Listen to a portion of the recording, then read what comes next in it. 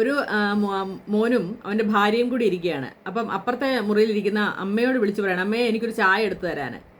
അപ്പം മരുമോൾ ഇങ്ങനെ രൂക്ഷമായിട്ട് നോക്കുന്നുണ്ട്. അപ്പം ഭർത്താവിനോട് ചോദിച്ചു, എൻ്റെ കൈ കണ്ടോ, വല്ല കുഴപ്പമുണ്ടോ? അപ്പോൾ ഭർത്താവ് ഒന്നും ഇല്ല. പിന്നെ ഞാൻ എടുത്തു തരത്തില്ലേ നിങ്ങളൊരു ചായ, നിങ്ങൾക്ക് എന്തിനാണ് നിങ്ങളുടെ അമ്മയോട് പറഞ്ഞത് എന്ന് ചോദിക്കുന്ന ഒരു ഡയലോഗ് ഒത്തിരി പേരെ റീൽസിനകത്ത് ചെയ്ത് ഫലിപ്പിച്ച ഒരു സംഭവമാണ്. ഇപ്പോഴും പല ഇതിനകത്തും കാണാൻ സാധിക്കും ഇങ്ങനെ ഒരു സംഭവം. അത് ഇങ്ങനെയൊക്കെയാണ് ഓരോ വീട്ടിൽ പ്രശ്നങ്ങൾ ഉണ്ടാവുന്നത്. അതായത് നമ്മൾ ചെയ്യേണ്ട കാര്യങ്ങൾ നമ്മൾ ചെയ്യണം, അത് മറ്റൊരാളെ ഏൽപ്പിക്കുമ്പോൾ നമുക്കത് ബുദ്ധിമുട്ടുള്ള കാര്യമാണ്. അങ്ങനെയൊക്കെ വരുമ്പോഴാണ് ഭർത്താവ് കല്യാണം കഴിച്ച് വരുമ്പോൾ ഭാര്യയുടെ വിചാരം ഭർത്താവ് ഭാര്യയുടെ മാത്രമാണ്. അമ്മയ്ക്ക് പെട്ടെന്ന് അവൻ ഇത്രയും നാളും എൻ്റെ സാരിത്തുമ്പിൽ നടന്നിട്ട് പെട്ടെന്ന് മാറുമ്പം അവർക്കുണ്ടാകുന്ന വിഷമം, അങ്ങനെയൊക്കെയുള്ള ഒരുപാട് കാര്യങ്ങൾ ഇതിനകത്ത് വരുന്നുണ്ട്.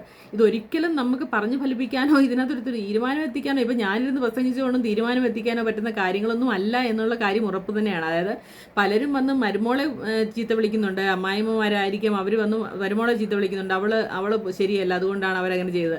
തള്ളയെ ചീത്ത വിളിക്കുന്നുണ്ട്, തള്ള ശരിയല്ല, അവരുടെ പോക്ക് കണ്ടാൽ അറിയാം. അങ്ങനെ ഒരുപാട് പേര് അങ്ങോട്ടും ഇങ്ങോട്ടും ഈ പറഞ്ഞ പോലെ ചെളിവാരി അറിയുന്നുണ്ട്. പക്ഷേ ഇതിനൊന്നും ഒരു പരിഹാരമല്ല ഇതെന്നുള്ളതാണ് സത്യാവസ്ഥ.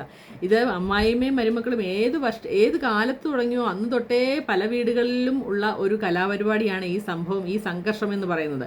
അതിൽ നിന്നും പലരും ഈ പറഞ്ഞ പോലെ ജോലിക്ക് പോവുക അല്ലെങ്കിൽ വീട് മാറി താമസിക്കുക എന്നൊക്കെയുള്ള ഒരു രീതിയിലേക്ക് മാറിക്കഴിയുമ്പോഴാണ് ഇതിനകത്തൊരു ശമനം ഉണ്ടാകുന്നത്. എങ്കിൽ പോലും വിടാത്ത ചില ആൾക്കാരുണ്ട്, അവിടെ ചെന്ന് പ്രശ്നങ്ങൾ ഉണ്ടാക്കുക, അങ്ങനെയൊക്കെ ഉണ്ട്. ഇപ്പോൾ ഇവരെ സംബന്ധിച്ചും ഈ പെങ്കൊച്ച് പിണങ്ങി പോയിട്ട് വന്നതേ ഉണ്ടായിരുന്നുള്ളൂ. തലേദിവസമാണ് ഉങ്ങാണ്ടാണ് വന്നത്. അപ്പോഴാണ് ഇവർ ഇപ്പോൾ ഇൻസുലിൻ എടുക്കുക മറ്റോ ചെയ്ത് അത് കഴിഞ്ഞിട്ട് ഇറയിലുണ്ടായി ചായ എടുത്ത് ഈ പെങ്കൊച്ച് കളഞ്ഞു, അങ്ങനെയൊക്കെയാണ് പറയുന്നത്. അപ്പോൾ രണ്ടുപേരും മോശക്കാരെല്ലാം അങ്ങോട്ടും ഇങ്ങോട്ടും സംഘർഷമുണ്ട് എന്ന് തന്നെയാണ് മനസ്സിലാക്കി. ഇത് അനുഭവിച്ചെങ്കിൽ മാത്രം അറിയുന്ന ഒരു കാര്യമാണ്. ഒരു വീട്ടിൽ നടക്കുന്ന കാര്യം നമുക്ക് പുറത്തിരുന്നുകൊണ്ട് നമുക്ക് എത്ര വാചാലയായാലും നമുക്കതിൻ്റെ ഭീകരത മനസ്സിലാവാൻ സാധിക്കില്ല. എന്തായാലും 2 കൊച്ചുകുട്ടികൾ അനാഥരായി എന്നല്ലാതെ നമുക്കതിനകത്ത് കൂടുതലൊന്നും പറയാനില്ല.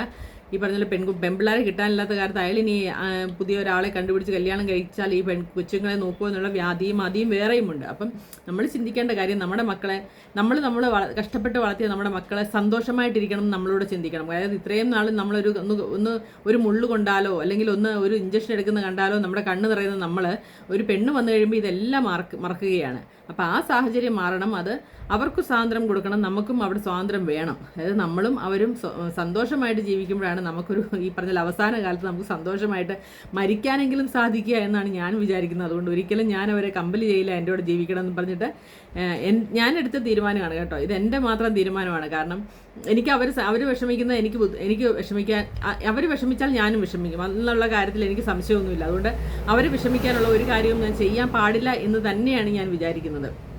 ഒരിക്കലും എന്നോട് കാണിച്ചത് ഞാൻ എൻ്റെ മക്കളെല്ലാം അല്ലെ മരുമക്കൾ വരുമ്പോൾ ചെയ്തോളാം എന്ന് പറയുന്നത് ഒരിക്കലും ശരിയില്ല.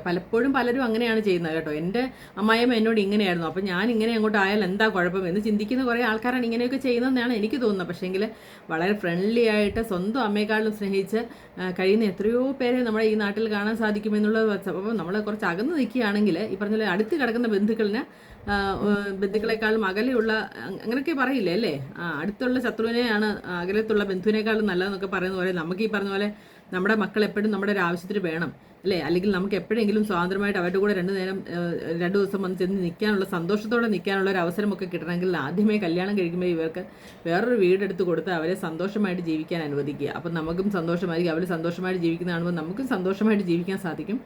അതേപോലെ തന്നെ സ്വസ്ഥതയും സമാധാനവും ഒക്കെ എങ്ങും നിലനിൽക്കാനും സാധിക്കും. അല്ലാതെ ഈ പ്രശ്നമൊന്നും നമ്മൾ എത്ര വാചാലരായതുകൊണ്ടും അമ്മായിയമ്മയും മരുമക്കളും ഒക്കെ രണ്ടുപേരും ഒരു ഈ പറഞ്ഞ പോലെ വിട്ടുവീഴ്ചയ്ക്കും തയ്യാറായില്ലെങ്കിൽ അവിടെ ഒരു സ്വസ്ഥതയും ഉണ്ടാവില്ല. അപ്പോൾ ഞാൻ വിചാരിക്കുന്ന ഞാൻ വിചാരിക്കുന്ന ഒരു മാർഗ്ഗം ഇത് മാത്രമാണ്. കല്യാണം കഴിക്കുമ്പോൾ അവരോട് പറയുക, നേരത്തെ കല്യാണം കഴിക്കുന്നതിന് മുമ്പേ നിങ്ങൾ വേറെ ഒരു വീട് വെച്ച് നിങ്ങൾക്ക് സെറ്റ് ചെയ്തോണം, അല്ലെങ്കിൽ എന്തെങ്കിലും ചെയ്തോണം, അല്ലെങ്കിൽ ഇപ്പോൾ ജോലി സ്ഥലത്തോട്ടാണെങ്കിൽ അവിടോട്ട് അവരെ കൊണ്ടുപോകണം, ഇവിടെ നിർത്തിയിട്ട് പോകണ്ട എന്ന് നമ്മൾ തന്നെ മുൻകൈ എടുത്ത് പറയുകയാണെങ്കിൽ തീരാവുന്ന പ്രശ്നങ്ങളൊക്കെ ഉള്ളൂ.